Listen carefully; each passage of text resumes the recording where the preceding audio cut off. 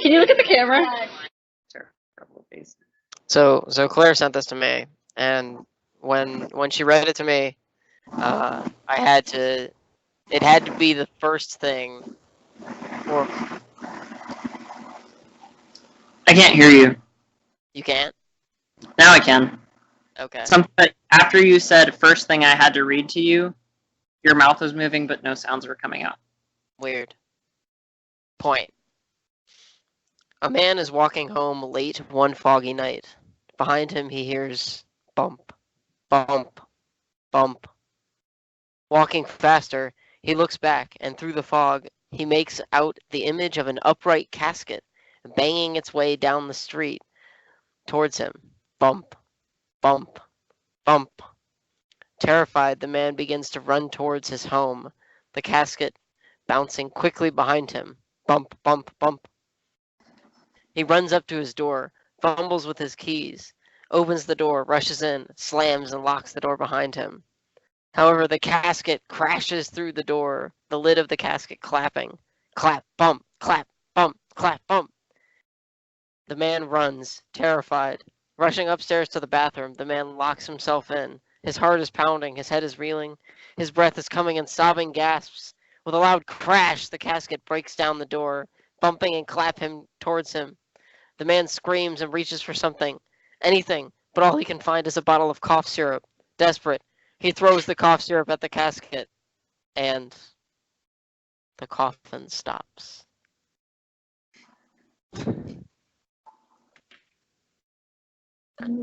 She read that to me, and I was like, you know who would appreciate this?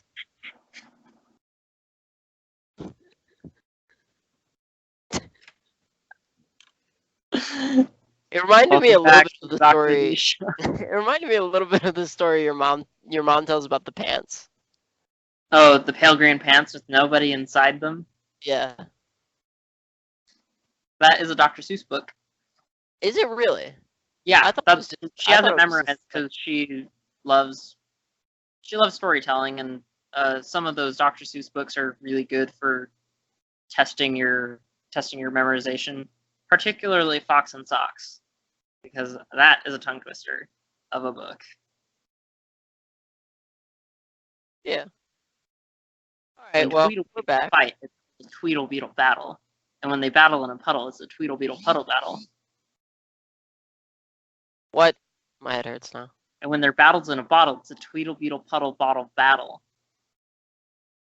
And when that bottle's on a poodle and the poodle's eating noodles, it's a Tweedle Beetle puddle bottle battle. Oh shoot, I forget. Oh well. Is this like important information that you like need to remember forever? Yes. Of course. The most important information you'll ever learn. All about Tweedle Beetles. Really. Anyway, so we're not here to talk about Dr. Seuss. What are we here to talk about today? The Dr. Z show. What you said was not wrong. But it was intentionally vague. What's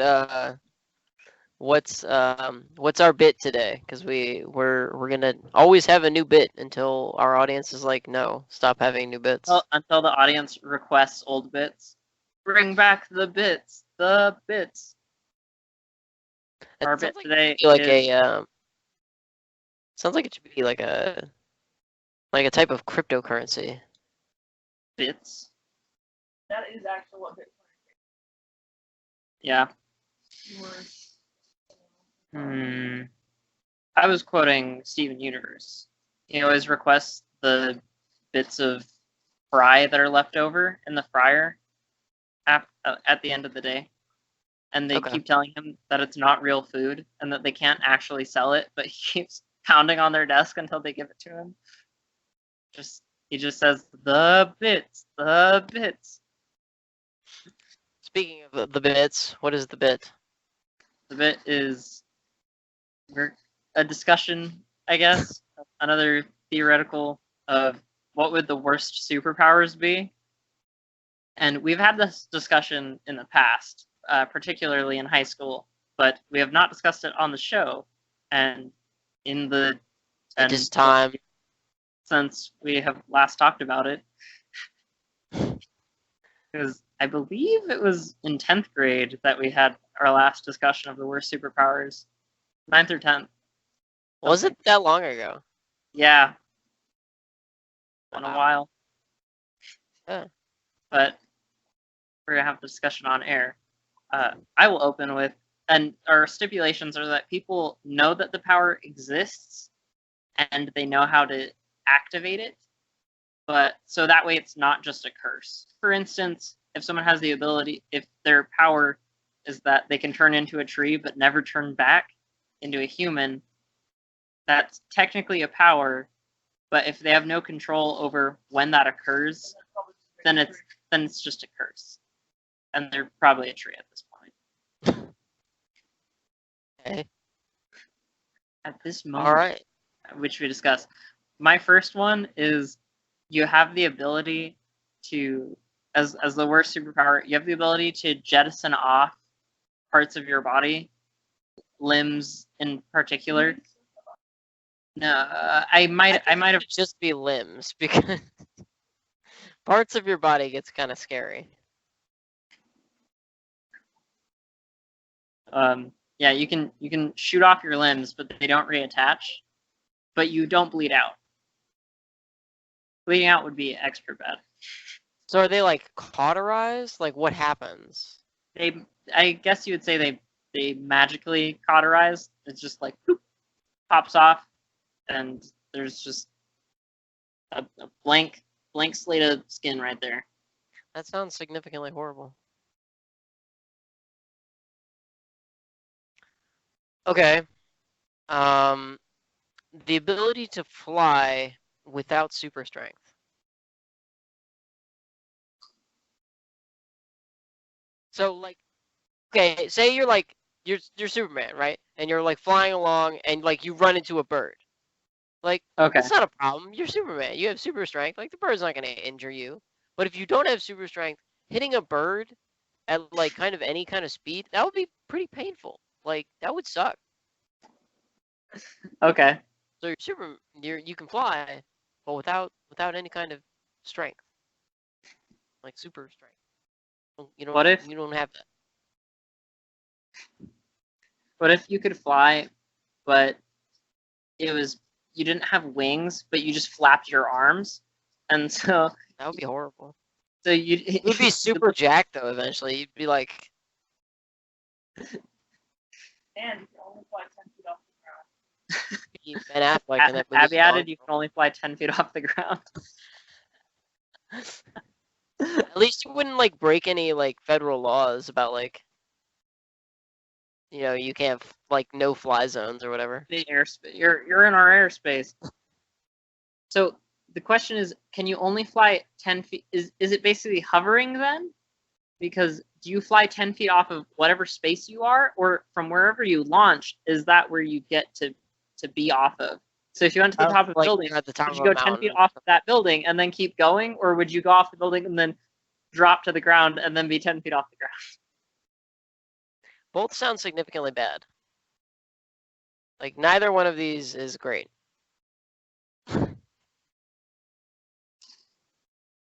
Or you can fly up the mountain. I would say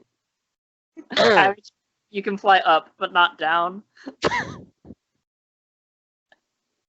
You can only fall. it's not flying, it's falling with style. You'd basically just need a squirrel suit at that point, right? And A the squirrel squirrel suit suit? and parachute. Yeah, the ones that skydivers use. Oh, with like the okay. Yeah, they're called squirrel suits. They should come up with a different name for that. That's the worst.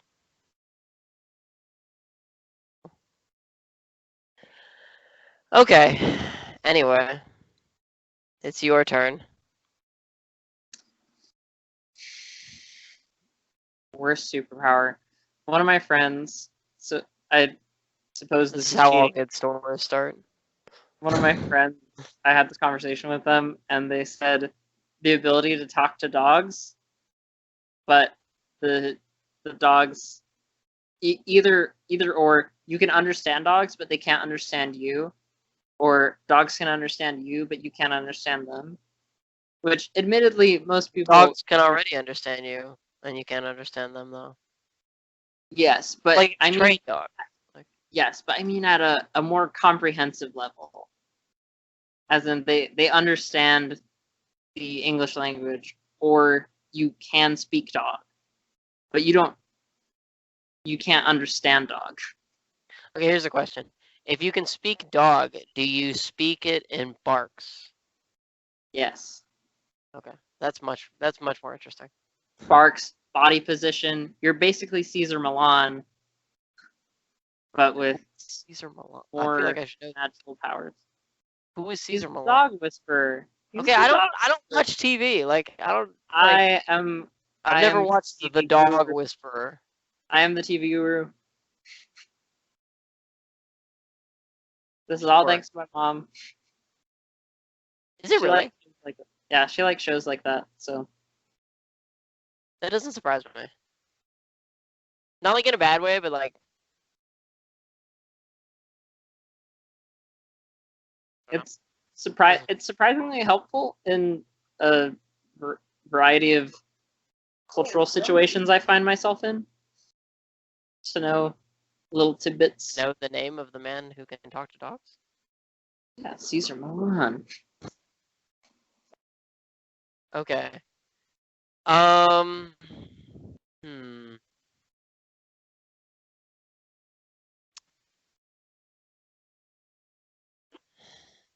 trying to think of like a really good one. So We could do that would make thinking of this easier is pick a normal superpower, but as in the Corrupted Wish Foundation, ruin it. add a stipulation that makes it bad. Okay. The ability to teleport anywhere. You don't have to see it. It's not Nightcrawler. Just anywhere. You can teleport anywhere. But you can never go back. Like it's only one way. Okay. So does that last forever, or is it similar to tag with no tag backs? So would you, It's in order to similar get back where you It's similar to tag with no tag backs. So you okay, could so you'd have could to teleport to a that third location before again.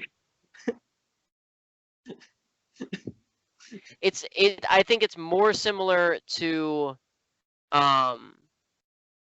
like when you play half court basketball, you have to take the ball like all the way out in order to come back, you know what I mean? Yeah. Like you have to take the ball to half court in order to like shoot again. Or you have the ability to teleport, but it requires you to sit down and meditate for as long as it would take you to get there by car. That would be horrible. Like then why not just get a car and like that's horrible. Like that's actual terrible. Including overseas. You have to ship the car though. You can't fly it. I would assume distance traveling 60 to 80 miles per hour at any distance. So it would save time a little bit because but you could not, travel not nearly enough that would make it worth it. Well, you could travel anywhere. You could travel anywhere, but it would not be instantaneous. And it would take a beeline there. So you wouldn't, no traffic, no traffic, no roads or anything. You know how sometimes when you look something up, it says this is 4 miles away, but then when it shows you the actual distance that you'll travel, it's like 8 miles because of how the roads are. Okay. It's like a 4 mile beeline. But you're saying you have to meditate in as long a time it would take you to get there by car. But getting somewhere by car means like traffic and lights. So do you factor that into the time you have to meditate? No.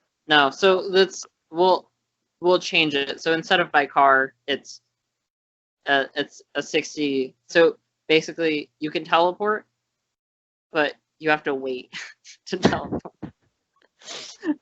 What if you didn't have to meditate though, and you just like thought about it, and you're like, okay, I'm gonna teleport, like somewhere, whatever, And then you're like in the shower, and you're like, oh crap, I forgot I was gonna teleport, and then you're like there. Yeah, yeah. An alarm goes off on your phone. I forgot about that.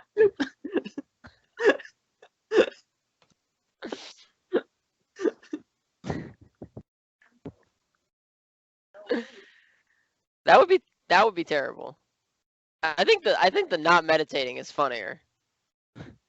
I think that's funnier It too. just takes time.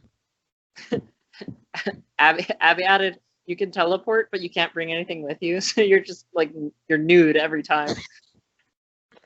So it's like going back in time in Terminator. Yeah. Okay.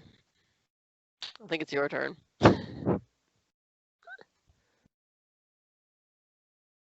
It is my turn. You're correct. That's my secret, Cap. It's always my turn. Teleportation, super speed, flight. I want to corrupt super speed. Wait, what was super speed? Super speed, but you don't have super strength. Again. Or super speed, but you can't ignore friction. I think that's where I was going with that. Because that's part of the speed force in actual Flash canon, is that it allows their bodies to ignore friction or to manipulate it so that their feet don't melt from, or like their skin doesn't tear off. Yeah, tear off from hitting the ground so often. Same with whatever clothes they're wearing.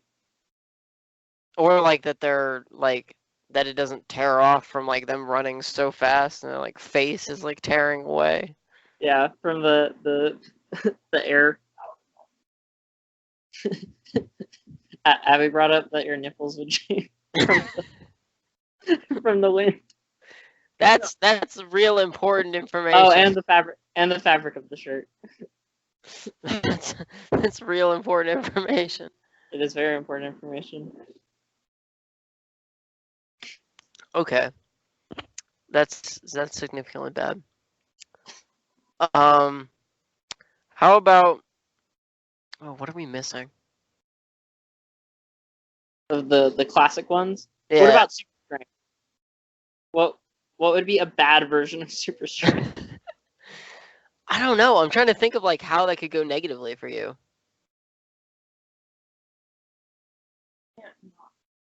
I'm thinking shape-shifting.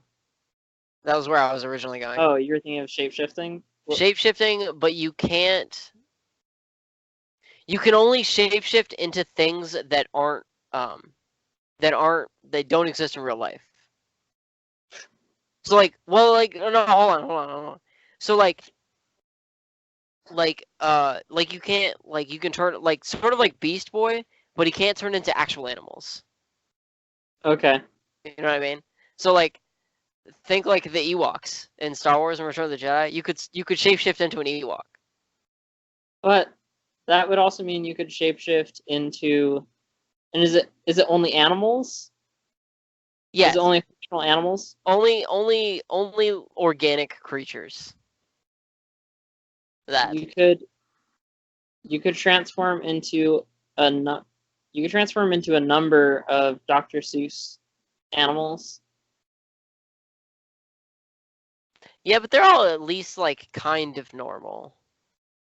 Except you the could transform Lorax. into a Sarlacc. Yeah. Yeah, that would be horrible. It would be pretty bad. You dig a hole in the beach. You're like at the beach and you dig a big hole. You transform into a Sarlacc. The other problem is, do you transform into them and get all of the powers that they would have, or just their size? No, just like Beast Boy. Like you get all their like powers or whatever. Well, that would mean that you could transform into the omnipotent alien in Ben 10. There's an alien called Alien X that is like omniscient and like omnipotent. So okay. Are those the same thing? No, they're not. Omniscient is when you know everything. Omnipotent is when you can do everything. Okay. Okay, I get it. Okay, it's your turn. You have to figure out how to corrupt super strength. Abby spoon-fed it to me. She said, "You can't turn it off." It's like all of the nightmares that not Batman, that Superman has, where he starts crushing people that are close to him. So you always have max I guess strength so. for everything you do. Need to pick up a spoon? It's crushed. Need to walk? You're making craters. I feel like that's something like, again, like Superman, that's something you could learn to control. No, that's the point. That's the drawback. You're super strong, but with no control. Yeah, that's horrible. Need to take a breath. It's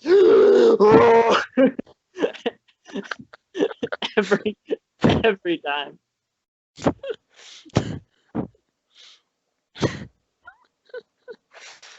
Okay. Or maybe that's just the corrupt effect. You just leave it like that. Be careful when trying to clean out your ears. Don't want to brain yourself. But your brain would be so strong. Like, are the parts of your body that strong? Abby added, no. Just, you're super strong, but you can't handle. You can't take the Can't hits handle as your own well. strength. Yeah. This is just getting worse and worse.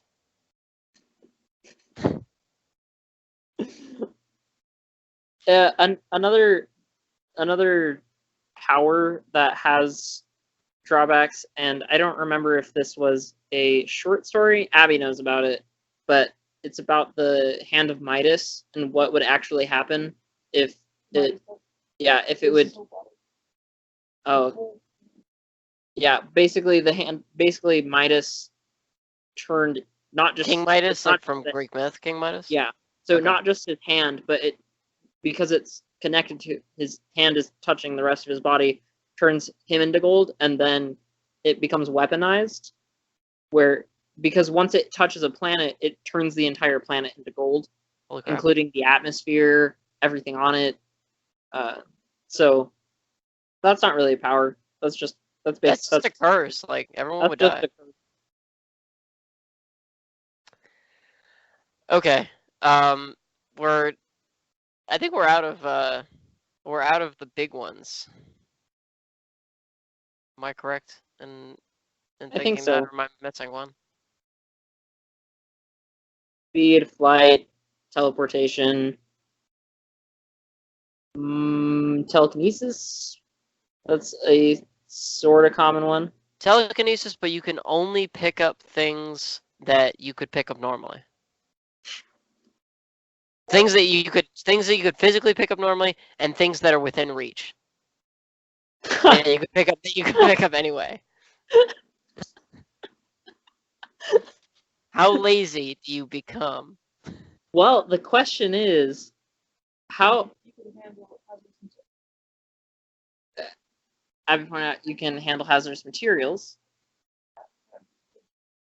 What I was just thinking of is, does it have a weight limit for Only everything things you could actually pick Oh. up. Like, so But- if you're not strong enough to pick something up, like, you can't pick it up. So is that based on an individual or en masse? So could you telekinetically lift 1,000 scissors? And mass, the whole thing. Okay. Because what I was thinking is, if you got really good control of it, you could just have a knife storm around you constantly. How does that help you? And It would be in your life, combat technique. in your life, You'd be Aurelia. in your life, when have you ever needed a knife storm? In my life, when have I ever been able to have a knife storm?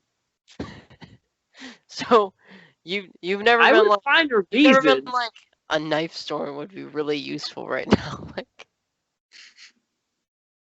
I would go out and make reasons to have knife storms. So you become a supervillain.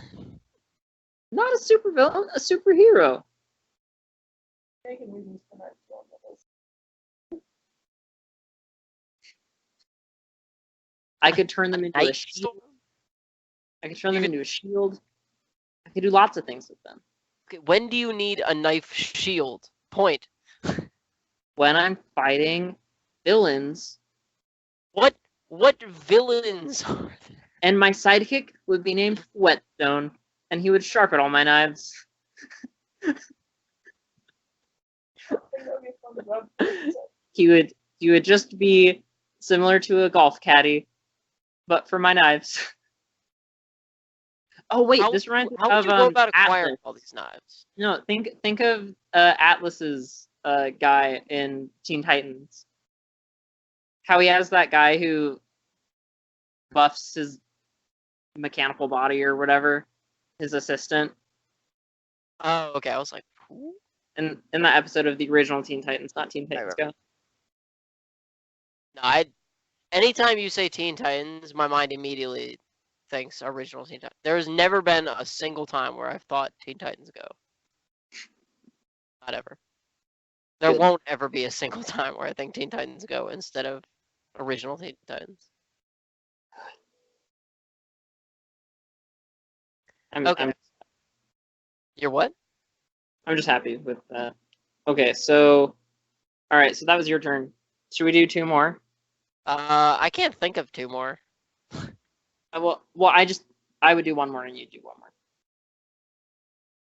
I can't think of another one. Okay, I'll do one more. Wait, now.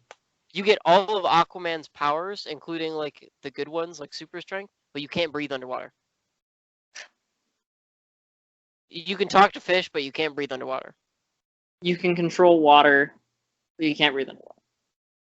Yep. Well, that might be okay because you could just make an air bubble around you, around your head. Okay. But could you though? Wait, yes, you could. You would have to have the rest of your body in the water though for it to work, because you couldn't just have it be around your body because then you would fall through the air into the water. So.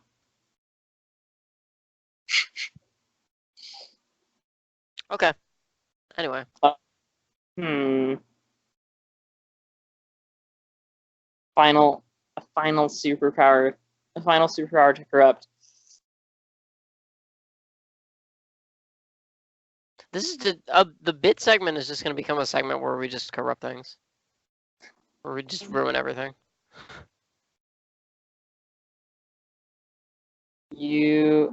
I was thinking something, how to corrupt people with quote unquote super intelligence, who often use that for technology stuff, like Gizmo, or Mr. Terrific, Tony Stark, Batman. I always wonder what Mr. Terrific's power was, and I think I asked you about it once, and it's just that he's really smart. Yeah, it's just hyper intelligence. He built a bunch of technology stuff that he uses. I have the ability to build any type of machine. That's Forge from X-Men. Yeah. I don't know if this is terrible. Here we go. I was thinking you're hyper intelligent, but I don't know, you have ADHD or you have something where I don't know if you ever watched the Jimmy Neutron cartoon. Yeah. So there was occasionally. Okay, he had that one recurring villain who could only ever finish half of something. He could never actually complete anything. He could only do it halfway. Okay. So you're incredibly smart, but you can never finish anything that you start. So you build an invention and you could, and it would be so bad that even if you tried to hire someone, you would never finish their onboarding paperwork. to get them as an assistant to finish stuff. You hire them as an assistant to finish something, but they can't finish anything. They can never be hired.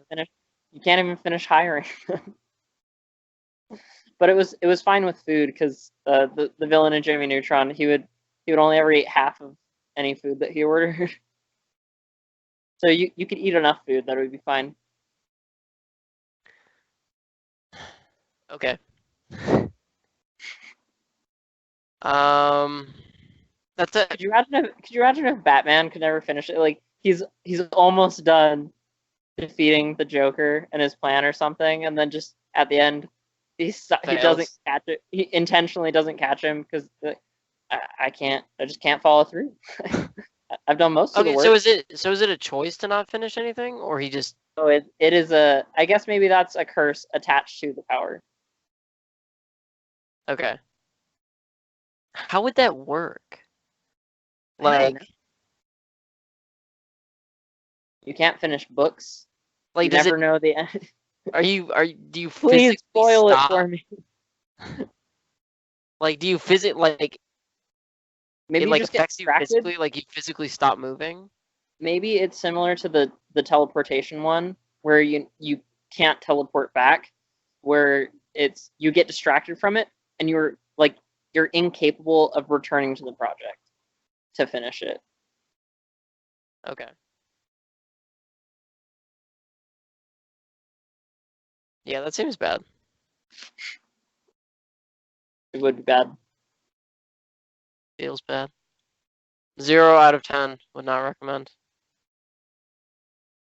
Alright, so what else were we going to talk about? Because this bit's gone on entirely too long. Our other discussion topic We've been on this for 30 minutes. Yes. All the other bits have taken like 15. Good. I'm happy.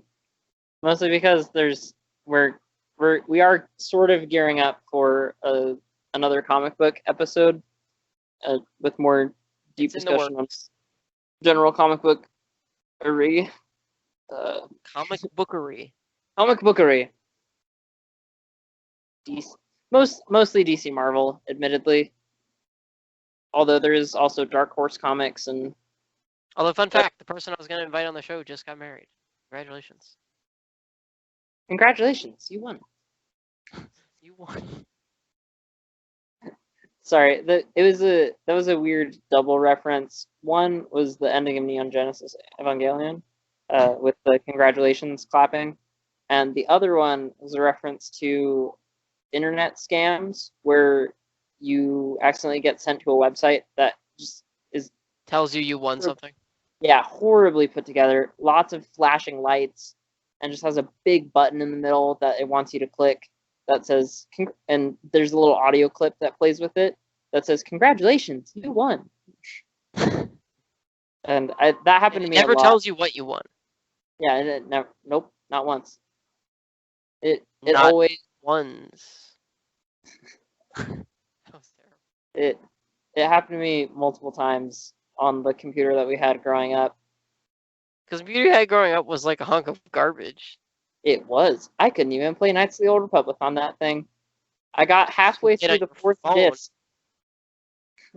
Because I bought it with the actual 5 discs for install. Christ. Back in the day, before it was optimized for mobile. Battlefront, the original Battlefront 2 also had it had 4 discs. Oh, really? There was only 1 disc you needed to play the game. You only needed the 1 disc. But it took 3 other discs, the 3 other discs to install it. That's crazy. On console or just computer? On the computer. Okay. On console, it was just a single disc then. Probably. Yeah. So, we got distracted. Shockingly enough, that never happens to us. But the topic is tandem gaming.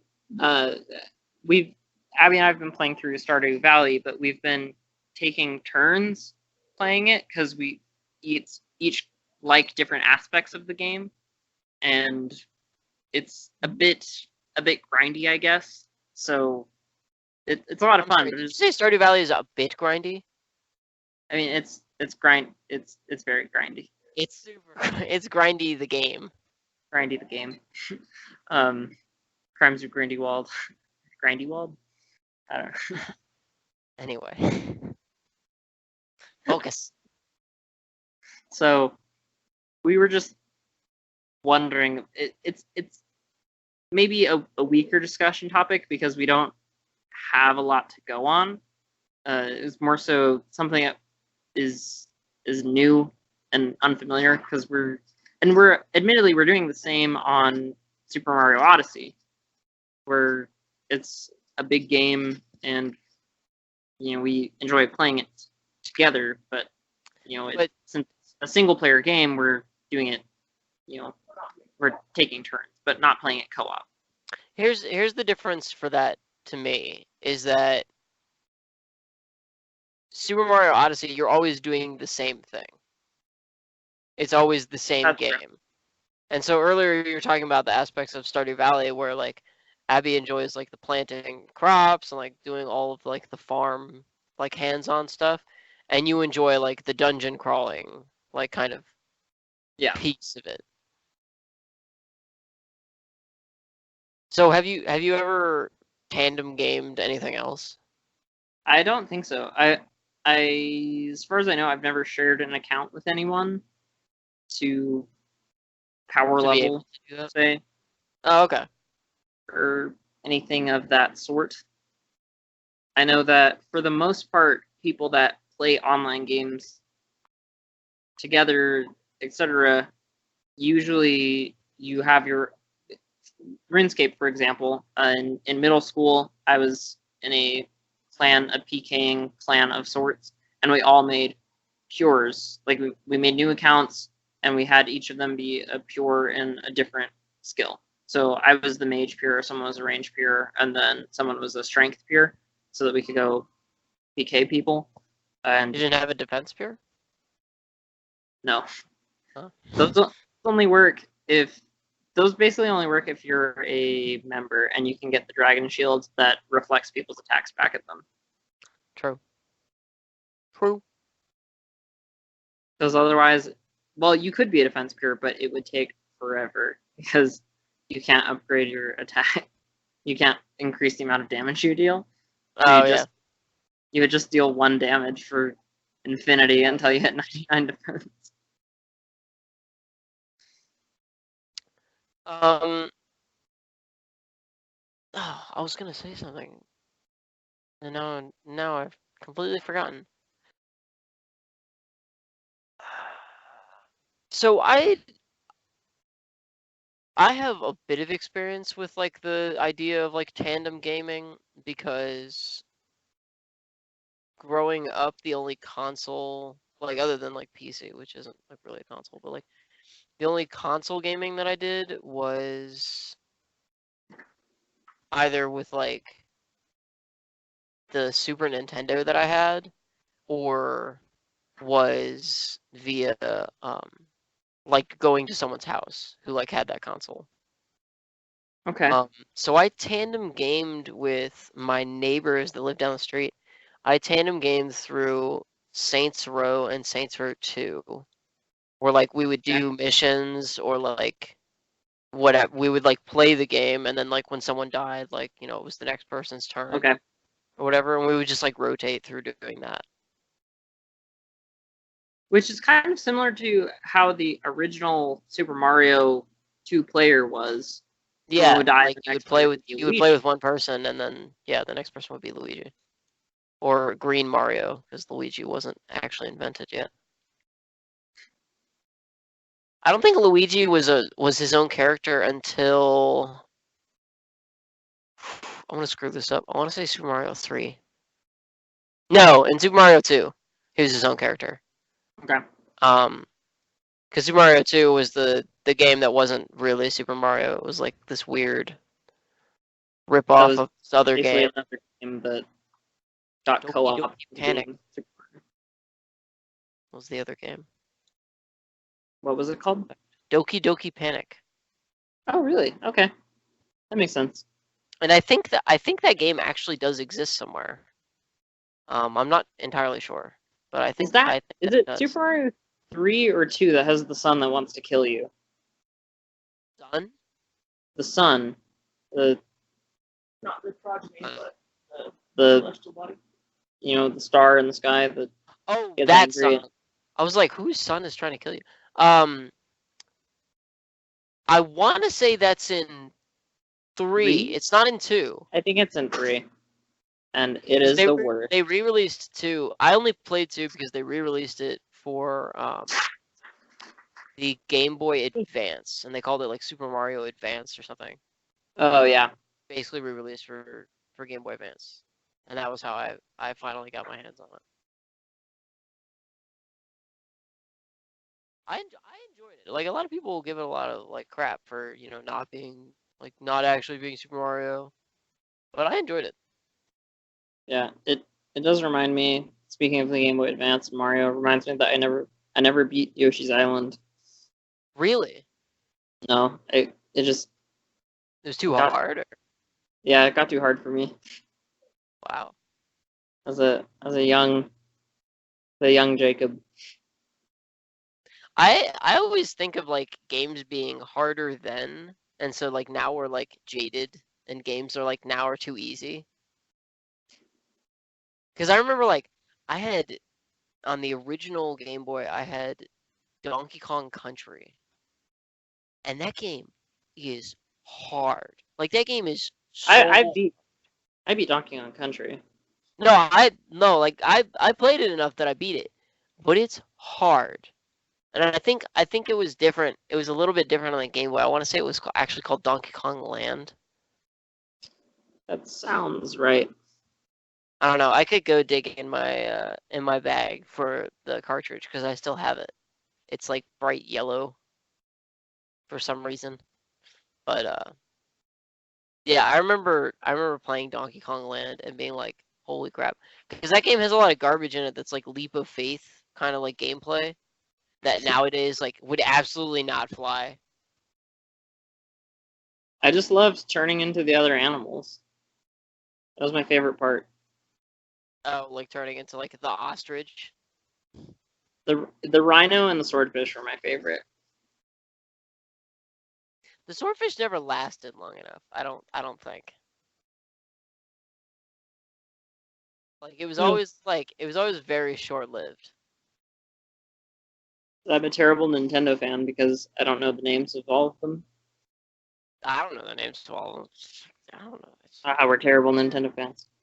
I guess so. Are we? Only real Nintendo fans know the names of. I can't even think of a single person I would know that might know the names of any of them.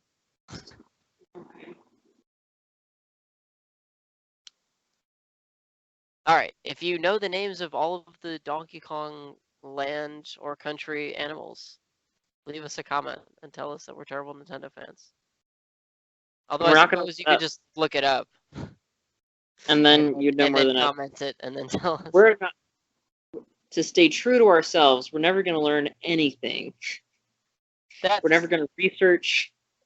We have to stay who we are to stay authentic. Well, okay. No, so here. This is a good time to bring this up because I want to bring this up because Claire was giving me crap about how we like say stuff on the show that we're not sure about. So here's the thing. The show is meant to be a conversation between us, right? Yeah. So with like a little bit of a focus, like a nerd focus kind of. So we're a nerd unfocused in our case.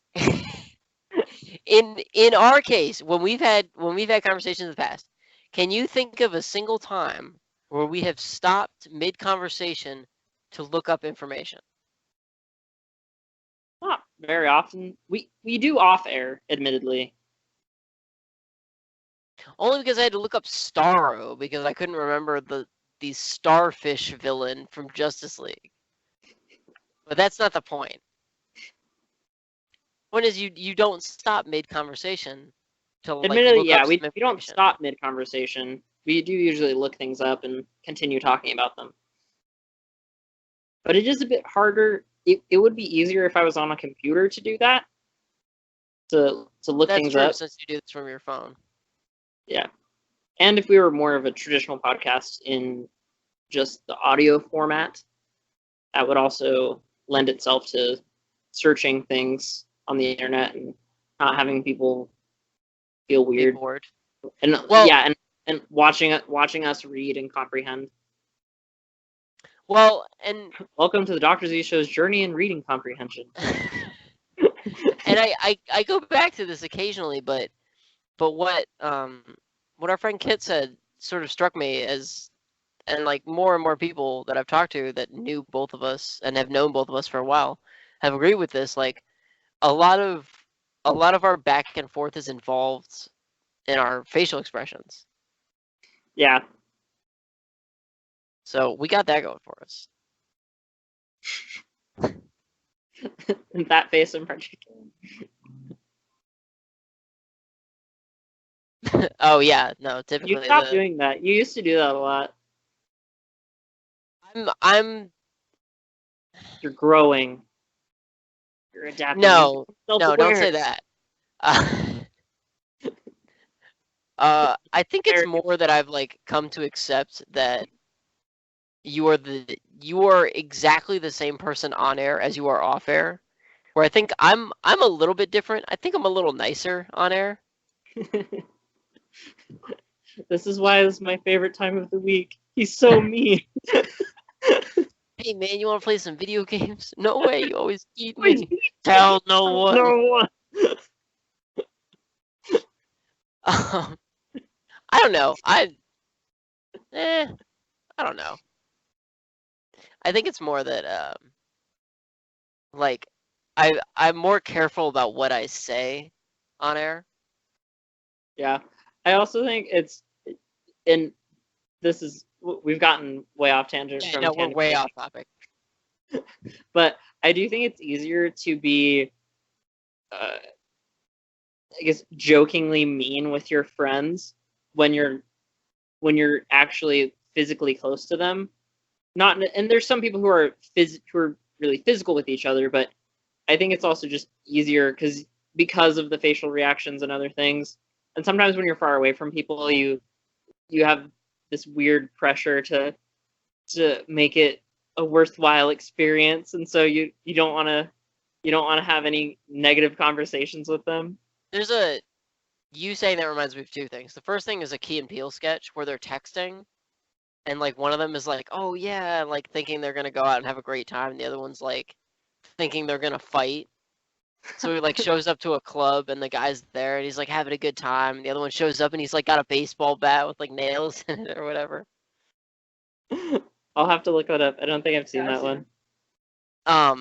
The other thing that reminds me of is I'm not gonna say their names on air because I don't know like about whatever if they want to be like called out or if this is like calling them out. But Claire had a group of friends in high school that she would do that with. Like they would be jokingly mean to each other all the time. Mhm. But they had a phrase that they would say like when someone was going too far or they wanted someone to like be serious. And so now Claire has like sort of forced me to adopt this phrase if I'm like joking around about whatever and she's like no and like she wants me to be serious about something. Okay. The phrase is Cocoa Banana. I don't know why that's the phrase, but that's what it is. Cocoa Banana. Or as I've started, it's really terrible whenever I see, because you know how the word cocoa for the bean and the chocolate content is spelled CACAO. Yes. I always pronounce it cacao. I mean, that is technically not. Just Cacao! yeah, just as crazily as I can. Cacao. Every time. Every time we walk by bars of chocolate when we're shopping and I see one that says 70% cacao, happens. I say it out loud. I'm sure that's not annoying at all. Nothing about me is annoying. I don't know what you... See, even I'm gonna disagree with that. It's part of my charm. What's the other saying? Being an asshole is not a personality trait. I've heard that a few times. That's pretty good. And it's accurate. Okay, so anyway, let's rewind. Let's get back on topic. Be kind, rewind. Hey, there's a joke most people won't know. I watched that Under the movie age of what, 20? Yeah, I watched it and I do not remember a single thing about that movie It's other than that pretty- Jack Black was in it. It's pretty garbage. Like magnetized or something, and they were all blank, and so they started shooting them. Jack Black has that unfortunate curse of like some things that he's in are fantastic, and like other stuff that he's in is super garbage. Yeah. That's my opinion. That's my opinion. No, it's a fact. It's written down right here on the internet. If it's on the internet. Or... There's the a great XKCD about that. Where the quote from Abraham Lincoln. He's like, people are going to misquote me on the internet.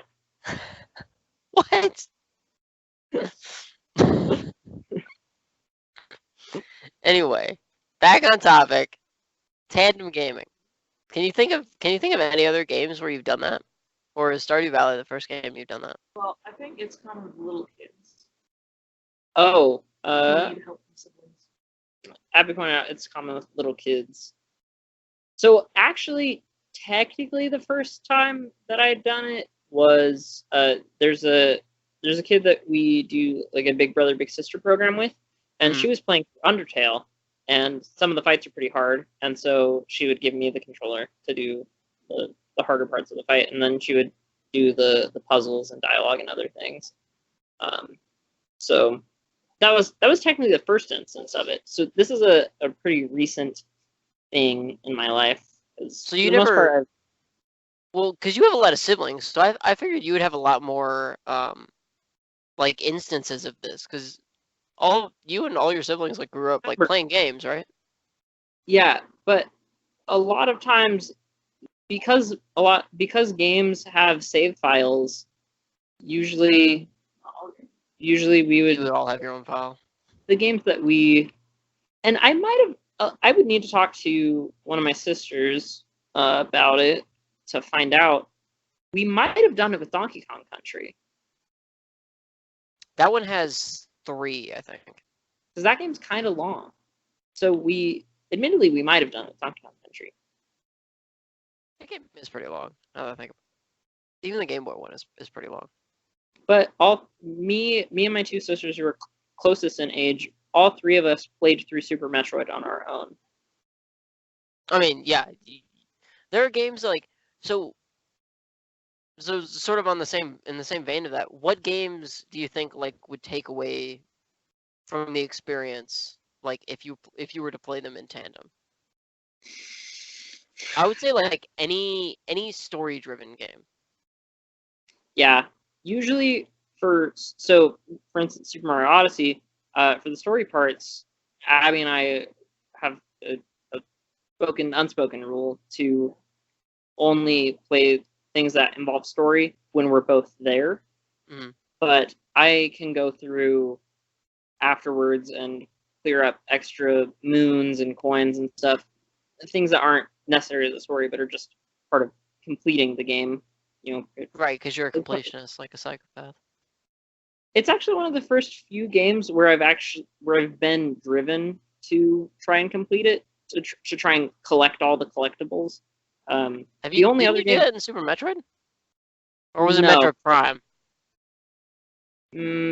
I think I tried with Metroid Prime, but even then, there's a lot of stuff. I printed out the pages from GameFAQs with the list of all the items, but I don't know if I ever finished it because there's a lot of items. But the other game that I had tried to do, oh shoot, I lost my train of thought. Collectibles. Oh, Mario Party 4. I Oh never, yeah, I think I remember you telling me about that. but I was working on doing every single achievement with every character. I did get all the achievements with Yoshi, but considering there's 8+ characters in there, and it took me weeks to finish just Yoshi's achievements. Yeah, it was. I gave up. Slog. Yeah. So I think the only game I've completed like 100%. I have the platinum trophy for Diablo 3. On whatchamacallit, on PlayStation 4. And I completed all of. Oh. I completed all of Ultimate Spider-Man, which took a really long time. And was really annoying because once you complete the game with like getting all the achievements and everything, and like finding all of the bazillion collectibles that there are, you unlock the black suit, the Venom suit that you can wear, but there's nothing to do other than swing around the city. So it's Yeah. super annoying to do that. yeah. I am still and probably will be for a long time working on getting all the achievements on the Steam Age of Empires 2. Okay. Because there's a bazillion achievements. Like there are achievements for like you have to play and win like 100 online battles and like all like crazy stuff that would just Yeah. take a crazy amount of time. Kind of like the Smash Ultimate achievements. What are some of the really hard Smash Ultimate achievements? A lot of them are just really specific. They're not achievements that you would come across organically by playing the game. Like beat 2 level 5 computers with no handicap within 30 seconds as this character in Smash. Yeah. You know, it's just. I was trying to get the Ridley the tail whip one, where you have to KO level 9 computers with the tip of his tail. Because if you hit him with the tip of the tail, then it's a meteor smash. Wow. And I 100%ed Ocarina of Time. I've done that several times. I haven't. I Just 'cause never all got the- all. I never got all the hearts, but I did do all of the other stuff. Yeah, just because everything you get is useful. It's not like mindless collecting. Everything you go out to seek out and collect is useful. Yeah. So like the extra hearts and the on and on and on. I'm not gonna do it in Breath of the Wild because holy shit. Yeah, and well, literally though, you get a pile of golden poop if you get all of the Koroks. So Wait, really? What? yeah, you just get a thing of poop. That's because the game's trying to tell you that there was no reason for you to get all 999 Koroks. There is though. When the guy who like You don't does know. the dance You or only whatever. you only need 441 to unlock every item slot. Really? Everything past that is completely useless. Does he Yeah. still like accept them? Do you still like give them to him or like? I don't think so, because you can't unlock more item slots, so you just have them. Oh, but if you do collect all of them, he gives you the golden poop. Well, I'm glad I know that now instead of later. Yeah, it's not worth it. Okay. Yeah, that was probably information I could have gone without knowing, but I'm glad that I know that now, so I'm not like scouring the earth to find all of the Korok seeds. I do think Breath of the Wild could be a game that could be done as tandem, because of all of the shrines, and Koroks. Games that have a lot of content,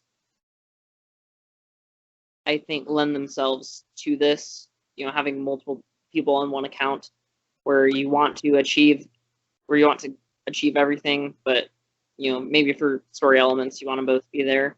Yeah. Other Well, games- so what happens when you like stumble upon the like the memories and stuff? Just pause it, press the home button.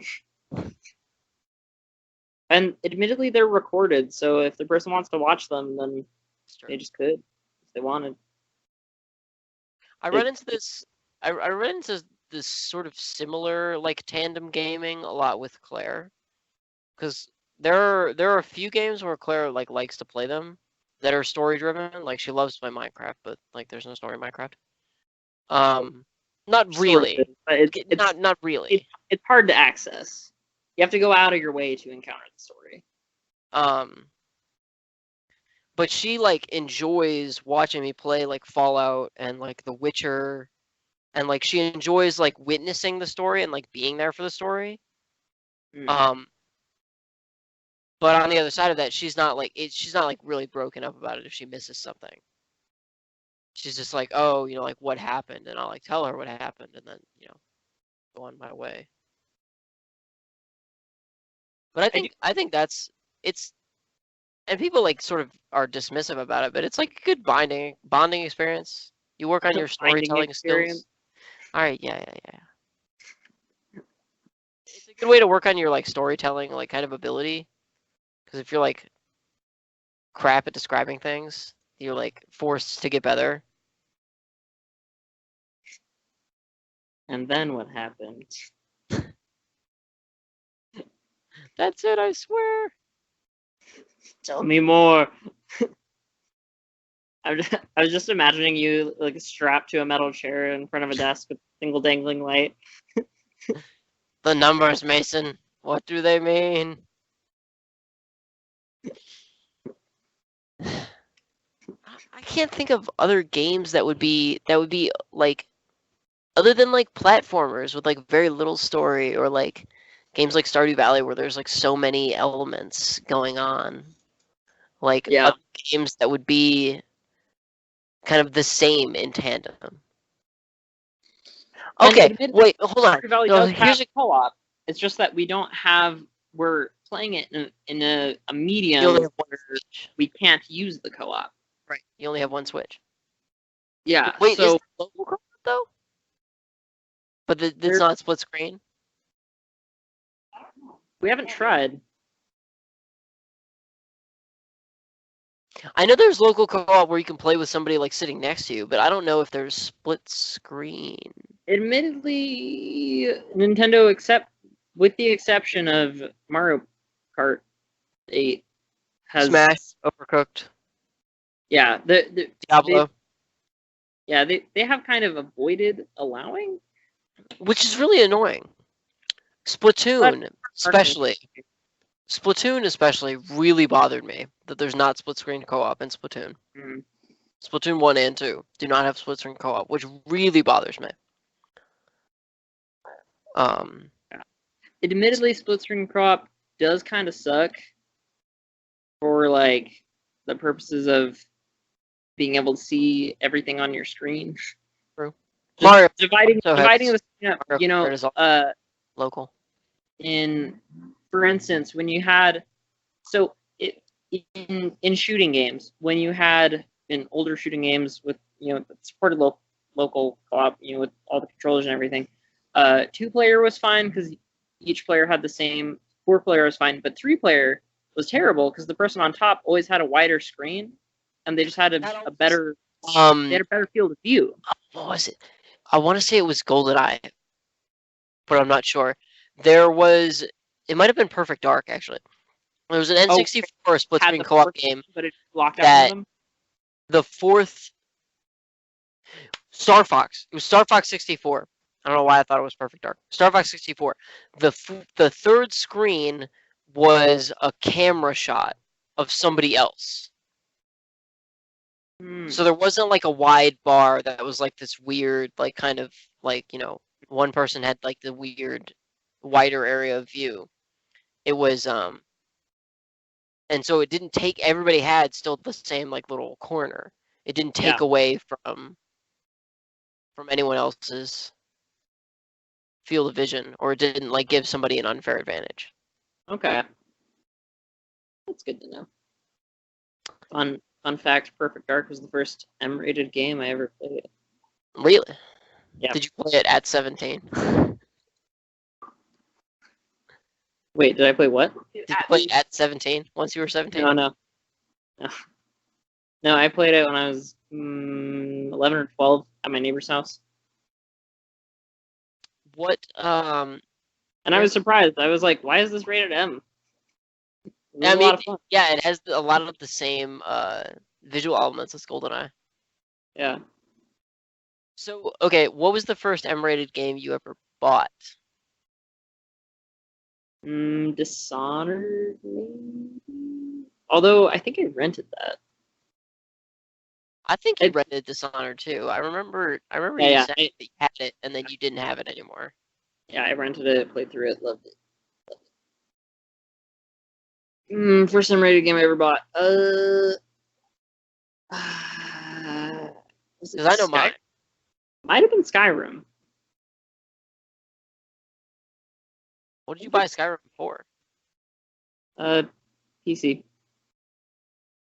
Do you have a PC I that can run it? have it on Steam, but my computer was terrible, and so I couldn't really run it. So I still own it. I just, Can't play it. yeah, I probably play could play it now, but I'm not at a point where I want to get into Skyrim. We still have a lot of Ridiculous amount of free time. like still technically need to finish.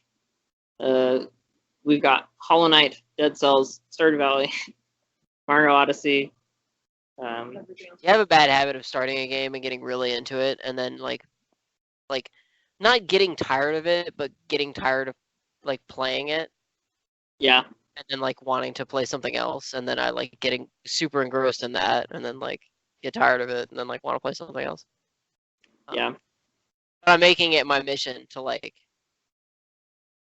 not like to stop doing that. I'm like making a conscious effort to stop doing that, which is part of the reason I didn't get Ultimate Alliance 3 Black Order, because I really liked the other Ultimate Alliance games and the X-Men Legends games, but I was like, I don't know, like I'm gonna hold off, pace Yeah. myself.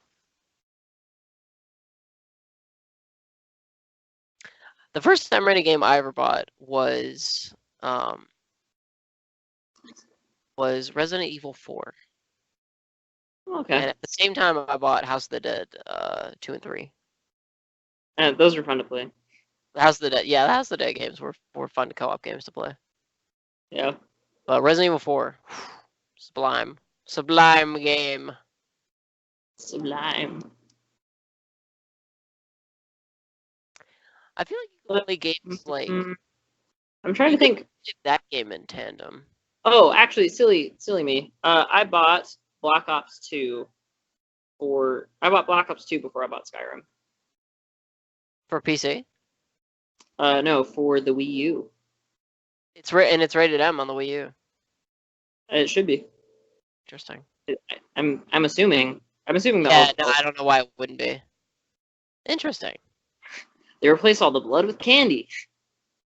Fun This is fact: there Nintendo. in Family Serious friendly. Sam, in the Serious Sam HD releases, and in Serious Sam 3, you could turn on hippie mode, which would turn all of the blood splatters into candy and flowers. That's fun.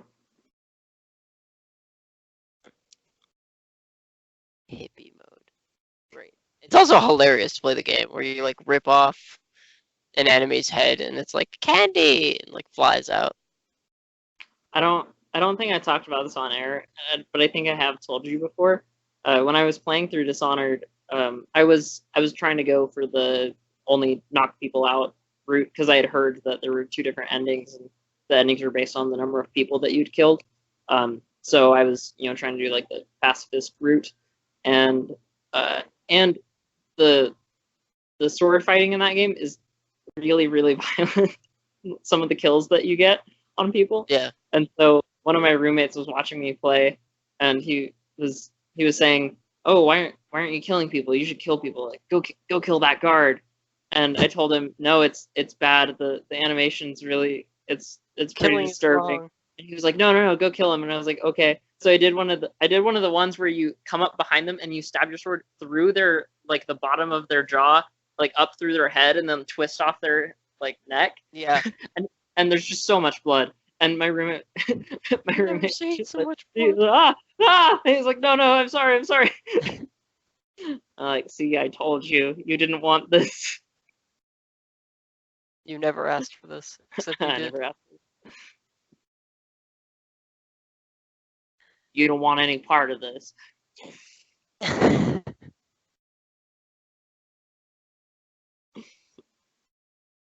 But yeah, What- I love Dishonored.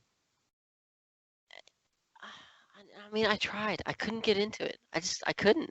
It wasn't like, So odd. it wasn't for me. Like, it just wasn't for me. I was playing it and I was like, eh, eh, eh. Although, Like, admittedly, like I haven't played Bioshock or Bioshock 2 or Bioshock Infinite. that or might be Fallout. why. That might be why. Yeah, it was one of my first games like that, and so I was like, wow, this game's amazing. Yeah, because I played Bioshock and I really liked the first Bioshock. And yeah, And you, I like, you also love like Bioshock. this is bad, but I like Bioshock 2. Not bad. A lot of people hate Bioshock 2. They think it's garbage. That's how people feel about Metroid Prime 2, and it's my favorite game. But that might be why I couldn't get into Dishonored, because it has a lot of like similar gameplay elements to the Okay. Bioshock series. So I was Yeah. just like, yeah, I don't want to do this again because I've already done it, and it's like the same thing is happening. Like whatever. Care. That might be why. Learn something new every day. I did like a lot of the grim spectacle of it, and the outsider as from a storytelling perspective. I thought he was an interesting character, a bit like a Greek god, where he was. Oh, like the outsider sort of- is the like creepy guy who gives you your powers, right? Mhm. Yeah, because he's sort of involved in the lives of mortals, but not quite. So I thought it was cool, and I like steampunk as a genre. So I would admittedly probably really like Bioshock.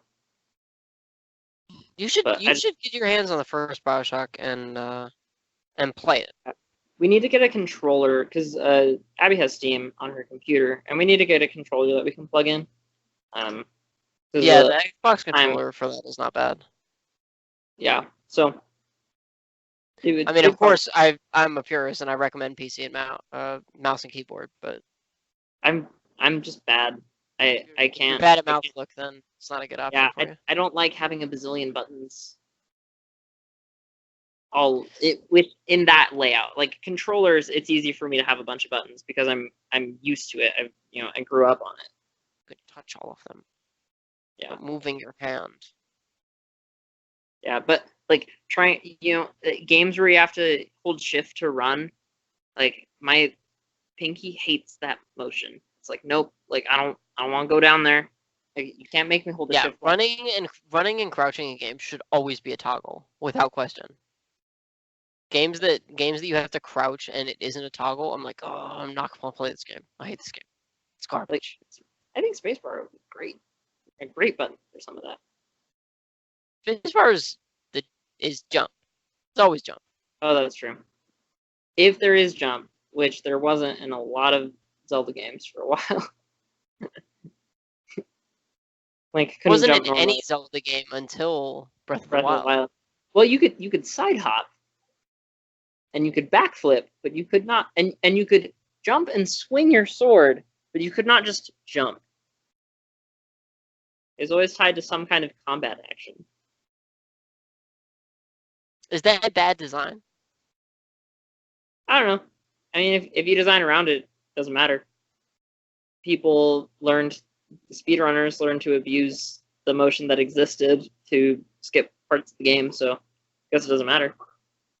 Yeah, the backpedaling. is like the fastest way to get anywhere. Yeah. In Ocarina of Time. Or plant a bomb and have it explode against your shield, and you just rock it backwards. That's not really a speedrunning thing though, because you have to wait for the bomb to explode. Well, but you you can like can rock still- it backwards like through rooms and stuff. Yeah, you go so fast. So I've seen it. Someone in speedrunning news, someone broke the 17-minute barrier on speedrunning Ocarina of Time. Really? How did they do Yeah, that? they did it in 16 minutes 58 seconds. How? They just used they had really clean inputs, and they used a new mechanic that was discovered recently. What was the new mechanic?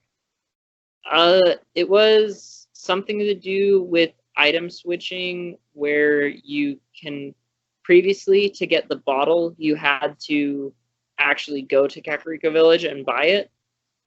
But yeah, but they found a way with where when you can trick the game into giving you the bottle instead of a Deku net, through some kind of manipulation. And so basically you're just in the Kokiri Forest, and then you're at Ganon. Like, you don't have to go to any other place in the game. Like, it's just like final fight. Like, How do you trick the game into doing that? well, you'd have to read up on it. Yeah, I'd be interested. I'm really interested to know how that works. Yeah. So and Huh. and there's tons of articles on it. The speedrun community is really, really good at archiving. They've put Yeah, a because lot you of- need proof. Like Pixar didn't happen, kind of thinking. yeah, that, and everyone in those communities is actively working to help each other. Yeah, that's something that's really interesting about like internet communities, and we were talking about this. We were talking about this a while when we had like the bullying episodes. Is like what kind of like toxic internet communities are there? And so I think we might want to look into doing an episode on like what positive internet communities. communities that aren't dicks. Yeah. I'd say speedrunning is one of them. They're I And don't there are like I think also there are like aspects of other communities that are good. yeah, that's true. Like there are aspects of like the RuneScape community that is like not terrible, and there are aspects of like, but we would want to narrow it down to like communities on a whole, because you could make that argument about a lot of communities that they're like there's always like the good people in each community. Yeah. That being said, like there's also almost always the negative people in communities. So Yeah. Okay, well, we're talking in circles now. Our last two episodes have actually been under the ridiculously long mark Of an hour and 45 minutes. Yeah, that was a slog. What episode was that? That was I that don't long. know. I don't remember. I mean, we could look I'll at the look episode length on YouTube, but there definitely was one of them. Because I remember I was like, oh, I want the episodes to only be like 30 minutes or like 30 minutes or less, and they started that way, and then they got longer and longer, and we're Yeah. just like, fuck it, they'll be whatever, they'll be however long. Our episodes have followed a bell curve. They started out at around 45 minutes, and then they went up to an hour 45, and now they're coming back down to reasonable lengths. Although this one's probably gonna be an hour and 20 by the time we actually get to an outro. Or by the time we put the intro in, which admittedly is 4 seconds. So it's better than like a whole 3-minute intro. I do love I do love how short it is a little bit. Can you look at the camera? Great moment. And it's good that we have those moments on camera as opposed to like when we text each other the exact same thing at the exact same time. That can't be recorded. Yeah. Well, like it is, but It is, it's not, but not in the same way, right? it's not as funny to show a still of that. It's funny to us. It's like, hey, look at this funny picture. Don't you get it? Look at the timestamps in the text.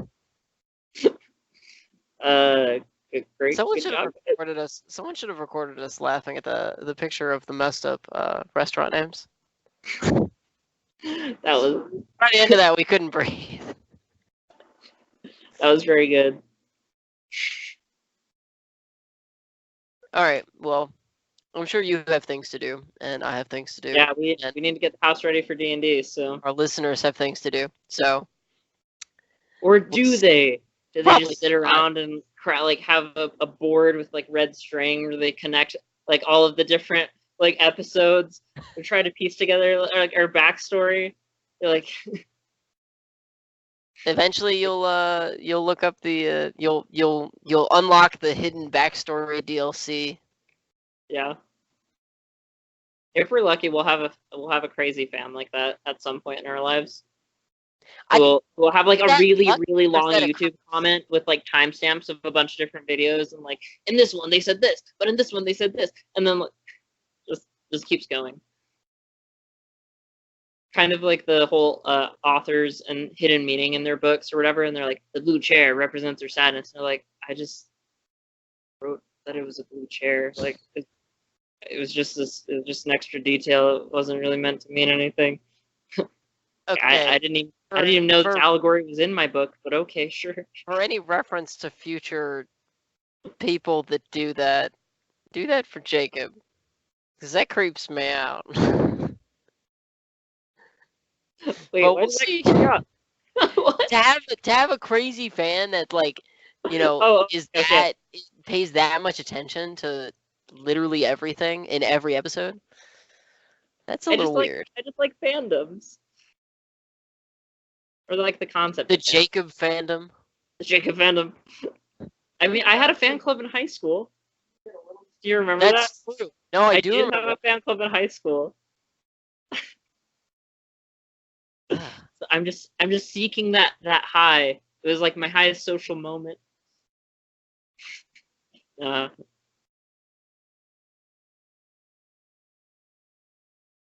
Okay. Not the most fulfilling. That was getting married. Okay, yeah, I was like, First, I was like he could be thinking that, but I'm not sure. But just in case, I didn't say it was the happiest moment of my life or anything. I just meant it was the peak of my power and influence. all right, this is getting I'm not power hungry, okay? We should end the okay. episode. Okay. I don't believe you, but we'll see you next time. Dr. Z Show. Adios.